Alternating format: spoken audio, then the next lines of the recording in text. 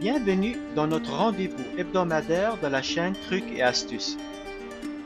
Aujourd'hui, je vais vous parler de débattre de manière productive au travail. La recherche nous montre que la diversité des pensées rend un groupe plus intelligent. Deux têtes valent en effet mieux qu'une, dit le proverbe. Surtout que tout le monde est prêt à partager son expertise et ses opinions. Bien que la diversité des pensées et les désaccords puissent être inconfortables, ils sont plus susceptibles de pousser des partenaires ou une équipe pour progresser, innover et proposer des solutions révolutionnaires. Mais comment s'assurer que le débat soit productif? Je vous présente mes 3 stratégies à adopter. Ouais, ça commence à faire un petit moment que ça va pas là. Ouais, on s'est dit qu'il fallait consulter. Ouais, je comprends. Vous savez, le plus dur aujourd'hui pour un couple, c'est de durer. Ouais. Et pour ça, il faut faire des efforts. Depuis combien de temps vous êtes ensemble? 3 jours. Mais je pense que c'est parce qu'on est rentré dans une routine, c'est pour ça qu'on est là. Ouais. Les études montrent également que la plupart des débats n'échouent pas en raison des conflits. Ils échouent à cause du silence entre les membres de la même équipe, qui découle de leur peur du conflit. C'est la même chose que pour laquelle, lorsqu'un couple est sur le point de se séparer, ils ne se parlent pas. Selon mon expérience d'une vingtaine d'années en gestion dans le milieu de travail, presque tous les débats entrent dans l'une des 3 catégories suivantes. 1. Pour persuader ou manipuler les gens. 2. Pour mieux paraître que son adversaire et flatter son ego. Et troisièmement, trouver une équipe pour avoir des meilleures solutions. La troisième option est celle qui nous aide à tirer le meilleur pour progresser, pour orienter les gens dans cette direction et préparer les terrains en lançant la discussion avec un objectif commun, un esprit d'enquête et en insistant sur le fait que tout le monde est dans la même équipe. Madame Nouvian, j'hallucine. Madame Nouvian, s'il vous plaît, c'est la première fois que vous venez. Je voudrais d'abord que vous vous calmiez, ce qui nous ferait plaisir. Mais attendez, vous trouvez ça normal? Non, oui, je trouve ça normal que les gens puissent s'exprimer. Donc, s'il vous plaît, je voudrais que vous qui êtes folle, là.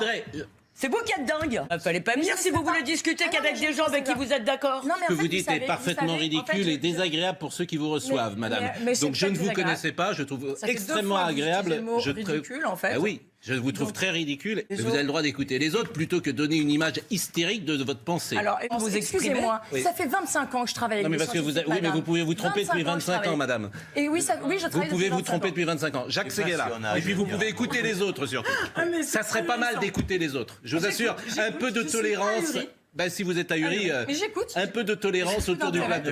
Vous avez déjà entendu. Je parle, monsieur a vous avez une tête qui vous êtes entré dans vous avez réussi à entrer sur notre studio. Mais en fait, vous avez une tête qui ne rentre pas dans vous avez une tête qui n'entre pas dans les studios aussi. Un peu d'humilité. En théorie, cela signifie qu'un groupe, comme par exemple appartenant au Parlement français, devrait être assez doué pour résoudre tous les problèmes.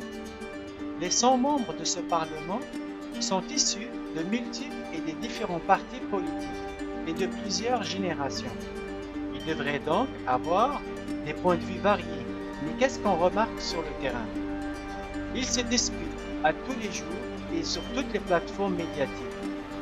La façon dont ils argumentent est truffée de malhonnêteté intellectuelle. Ils sont inefficaces pour encourager un débat productif. Malheureusement, la plupart d'entre nous tombent dans des pièges similaires. Nous pouvons changer cette dynamique en allant vers un discours plus efficace, par exemple l'échange des idées, et ceci en formant les gens à adopter les bonnes habitudes. Mais comment y arriver? Je vous présente mes 3 stratégies pour avoir des débats productifs au boulot.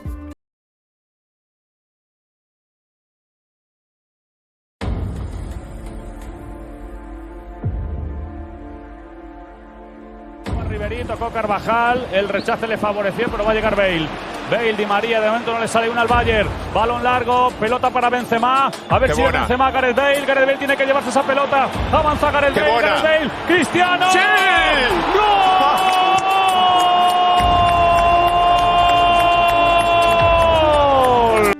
Stratégie 1. Focus sur le succès de l'équipe au lieu de la réussite personnelle.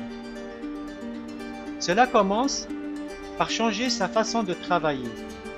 Il s'agit de focuser sur la réussite de l'équipe au lieu que de la réussite individuelle et personnelle. Pour ce faire, il devient important de communiquer à l'équipe en spécifiant les éléments suivants. L'objectif commun, qui est de trouver la meilleure façon de faire. Tous les points de vue au service de cet objectif sont les bienvenus. Et enfin, il n'y a pas de gagnant. L'équipe gagne si nous progressons. Un bel exemple est donné par les équipes de football, où c'est les jeux collectifs qui priment dans l'atteinte de l'objectif commun, qui est celui de marquer des buts et de gagner ensemble, au lieu du jeu individuel. Stratégie 2. Une bonne construction dans les arguments à débattre. L'un des éléments les plus difficiles et les plus cruciaux dans un débat productif est de le maintenir sur la même voie. Les arguments ont tendance à se fracturer, en particulier lorsque les gens ont tendance ou l'impression que leurs idées ou leur identité sont attaquées. Malheureusement, les gens ont tendance souvent ou inconsciemment à recourir à des erreurs logiques, à éviter des questions ou à des faits erronés ou à distraire les gens avec des contre-arguments. Pour cela, nos arguments doivent être structurés et composés d'une conclusion et d'une ou plusieurs éléments de preuve que l'on appelle prémices et qui constituent des raisons d'accepter notre conclusion. Lorsque vous aurez à préparer votre dossier, voici ma checklist constituée de 10 vérifications simples permettant de vous assurer d'éviter les erreurs communes des arguments non fondés. 1. Savez-vous exactement ce que vous voulez? 2.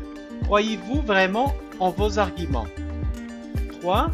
Avez-vous obtenu et vérifié tous les faits nécessaires pour étayer votre argumentaire? 4. Quels sont vos meilleurs arguments? 5. Qui d'entre eux sera affecté par vos arguments? 6. Quels sont les arguments défavorables à votre projet? 7. Quelles sont les alternatives possibles? 8. Savez-vous qui sont vos alliés et vos opposants probables? 9. Avez-vous débattu du meilleur moment pour présenter votre argumentaire? Et dernièrement, et 10. Vos idées étaient bonnes au moment où vous les avez eues, le sont-elles encore? Quel est le sens que vous voulez donner à vos échanges, tous les trois? Christophe André. Sincèrement, ça a d'abord été un plaisir de nous réunir. Vous savez, c'est rare dans la vie qu'on puisse décider de retrouver des amis pendant 15 jours pour échanger, pour prendre le temps de parler, d'approfondir, de réfléchir ensemble sur des grands sujets. Pas seulement pour rire ou pour se balader, ce que nous avons fait, mais aussi se dire, voilà, ces deux créatures sont mes amis, ils sont intelligents, je les aime, on a plein de choses à se dire.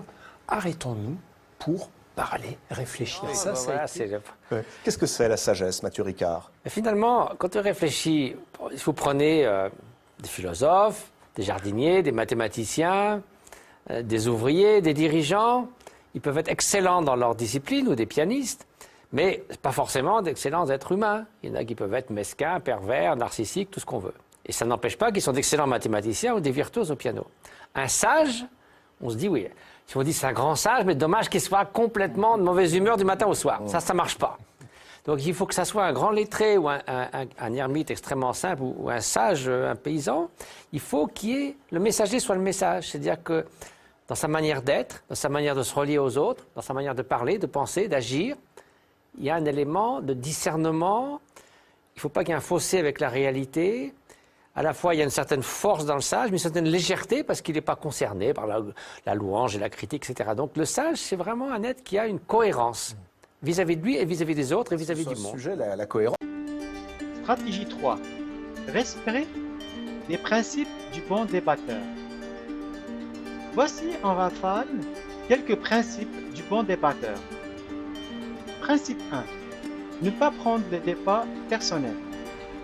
Principe 2. Pas d'injures ni d'attaques personnelles. Principe 3. Éloignez-vous du jugement sur vos collègues. Recherchez plutôt à débattre sur leurs idées. Principe 4. Donnez aux collègues le bénéfice du doute. Principe 5. Récompensez vos collègues d'avoir fait avancer le groupe, plutôt que de vouloir à tout prix avoir raison.